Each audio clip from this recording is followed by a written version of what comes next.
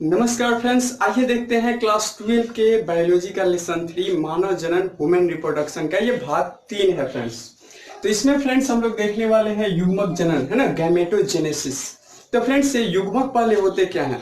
तो देखिए फ्रेंड्स, बच्चे को निर्मित करने के लिए, नए शिशु को उत्पन्न करने के लिए नर के द्वारा, मेल के द्वारा जो दिया जाता है उसे नर युग्मक या उसी को फ्रेंड्स बोला जाता है शुक्राणु, है ना फ्रेंड्स। तो और मादा के द्वारा जो दिया जाता है मटेरियल उसे अंडा या अंडाणु बोलते हैं, उसी को मादा युग्मक भी बोलते हैं। तो नर युग्मक और मादा युग्मक यही दोनों जब मिलते हैं तो इसे बोलते हैं युग्मनज, और यही युग्मनज बड़ा होकर के जो है फ्रेंड्स बच्चा का रूप लेता है, यही शिशु बनता है।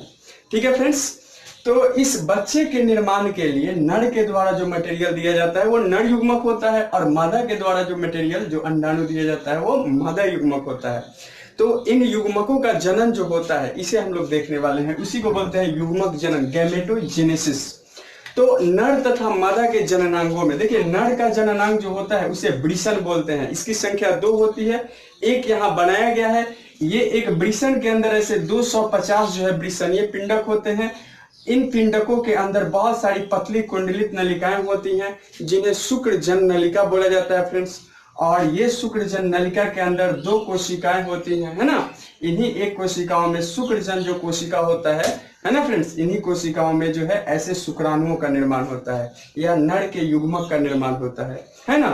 और मादा का ये जो है जननांग, मादा का ये जो है प्राइमरी जननांग जिसे अंडाशय बोलते हैं, इन्हीं अंडाशय के अंदर इन अंडाणुओं के निर्माण या मादा युग्मक के निर्माण को जो है ये मादा युग्मक कहते हैं, है ना फ्रेंड्स। तो आएंगे हम लोग युग्मक जनन में क्या देखेंगे, तो युग्मक जनन के तहत जो है नर तथा मादा के जनन अंगों में या जननांगों में, है ना, युग्मकों के बनने की क्रिया को, यानी शुक्राणु और अंडाणु के बनने की क्रिया को ही क्या बोलते हैं फ्रेंड्स, युग्मक जनन कहा जाता है। ठीक है, तो ये युग्मक जनन की जो क्रिया होती है फ्रेंड्स, यह पुरुषों में 11 से 13 वर्ष की आयु में होती है। उसके पुरुष के 11 से जब 13 वर्ष का वो हो जाएगा कोई भी बालक, तो उसके वृषण के जो है अंदर ऐसे शुक्राणुओं का निर्माण होना, ऐसे शुक्राणुओं का निर्माण होना शुरू हो जाएगा।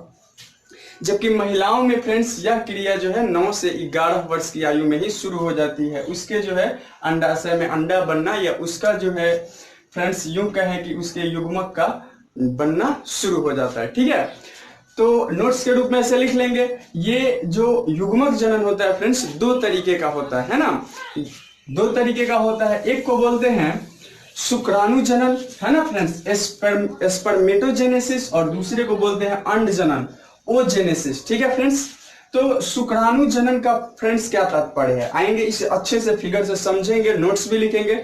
मोटा मोटी आप ये जान लीजिए कि मर्द के या नर के वृषण में शुक्राणुओं की बनने की क्रिया को, जन्म लेने की क्रिया को शुक्राणु जनन कहते हैं, और स्त्री के ये अंडाशय के अंदर, स्त्री के अंडाशय के अंदर अंडाणुओं की बनने की क्रिया को अंड जनन बोलते हैं या ओजेनेसिस बोलते हैं।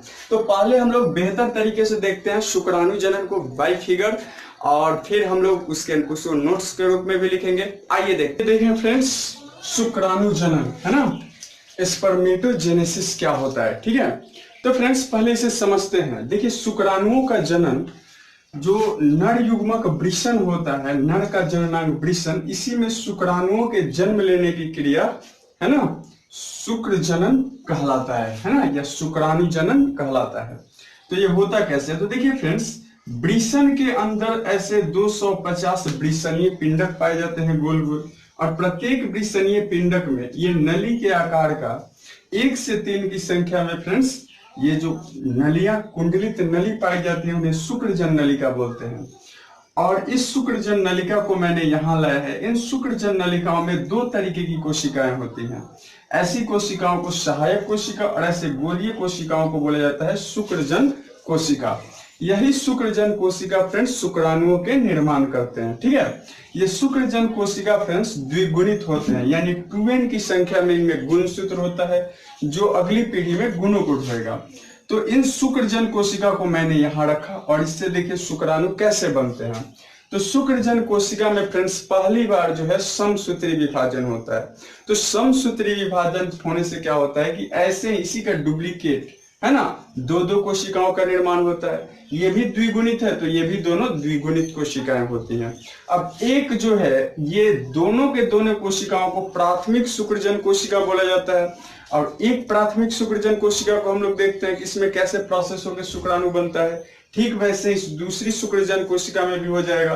तो इस प्राथमिक शुक्रजन कोशिका बोलते हैं इसे, जब पहली बार समसूत्री विभाजन होता है शुक्रजन कोशिका में। तो फ्रेंड्स, ये जो द्विगुणित प्राथमिक शुक्रजन कोशिका है, इसमें दूसरी बार अर्धसूत्री विभाजन होता है।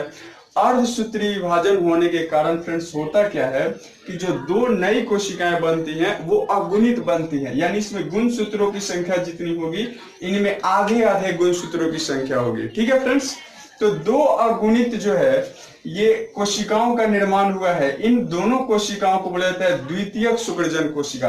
प्राथमिक शुक्रजन कोशिका से जो बने कोशिकाएं वो द्वितीयक शुक्रजन कोशिका हुए।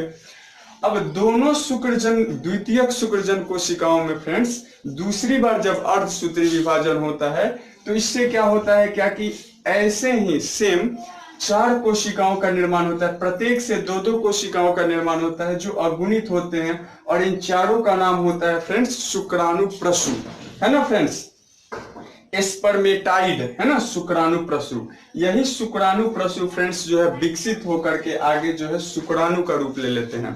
ठीक है, तो यहाँ पर 4 शुक्राणुओं का निर्माण हो जाता है। यही शुक्राणु नर युग्मक मेल गैमिट होता है जो अंडाणु को निषेचित कर जो है शिशु उत्पन्न करता है, बच्चा का निर्माण करता है। ठीक है, तो एक क्वेश्चन यहाँ बनता है फ्रेंड्स कि प्राथमिक शुक्रजन कोशिका से, एक प्राथमिक शुक्रजन कोशिका से कितने शुक्राणु बनते हैं, तो 4, है ना। जबकि आए एक क्वेश्चन कि शुक्रजन कोशिका से कितने शुक्राणु बनेंगे, तो एक शुक्रजन कोशिका से 4 और दूसरे से भी 4, यानी टोटल 8 जो है शुक्राणु बनेंगे। आइए इसे नोट्स के रूप में लिख लेते हैं हम लोग कि शुक्राणु जनन कैसे होता है। ठीक है फ्रेंड्स, तो देखिए स्पर्मेटोजेनेसिस क्या होता है। तो नर जनन अंग वृषण में शुक्राणुओं के बनने की क्रिया को जो है शुक्राणु जनन कहते हैं। देखिए इसके लिए वृषण में उपस्थित शुक्रजन कोशिका, ये है वृषण के अंदर उपस्थित शुक्रजन कोशिका में समसूत्री विभाजन होता है, जिससे प्राथमिक शुक्रजन कोशिका का निर्माण होता है। पुनः प्राथमिक शुक्रजन कोशिका में फ्रेंड्स अर्धसूत्री विभाजन से द्वितीयक अगुणित शुक्रजन कोशिका बनता है, तथा पुनः जो है अर्धसूत्री विभाजन से 4 शुक्राणु प्रसू बनते हैं। ये 4 शुक्राणु प्रसू जो विकसित होकर के 4 अगुणित शुक्राणु का रूप लेते हैं। ऐसे शुक्राणुओं का फ्रेंड्स निर्माण होता है। ठीक है, तो फ्रेंड्स आगे के जो पॉइंट्स हैं जैसे कि अंड जनन है, ओजेनेसिस, उसे हम लोग अगले वीडियो में देखेंगे। ठीक है, यानी वीडियो बड़ा होने से अपलोड करने में दिक्कत होता है। तो फ्रेंड्स आप अगर वीडियो अच्छा लगे तो चैनल को सब्सक्राइब करें, अगर कर लिए हैं तो कम से कम फ्रेंड्स के साथ इसे शेयर करें। ठीक है।